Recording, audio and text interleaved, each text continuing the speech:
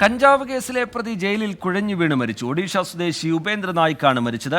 കോട്ടയം ജില്ലാ ജയിലിൽ വെച്ച് ഉച്ചയോടെയായിരുന്നു മരണം. കഴിഞ്ഞ ദിവസമാണ് ഇയാളെയും സുഹൃത്തിനെയും 7 കിലോ കഞ്ചാവുമായി പോലീസ് പിടികൂടുന്നത്.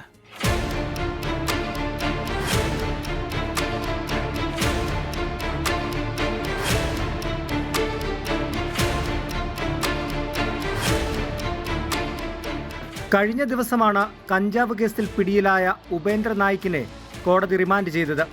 ഇന്നുച്ചയോടെ സെല്ലിൽ കിടന്ന ഇയാൾക്ക് ദേഹാസ്വാസ്ഥ്യം അനുഭവപ്പെടുകയായിരുന്നു. തുടർന്ന് കുഴഞ്ഞു വീണ ഇയാളെ ആശുപത്രിയിൽ എത്തിച്ചെങ്കിലും മരണം സംഭവിച്ചു.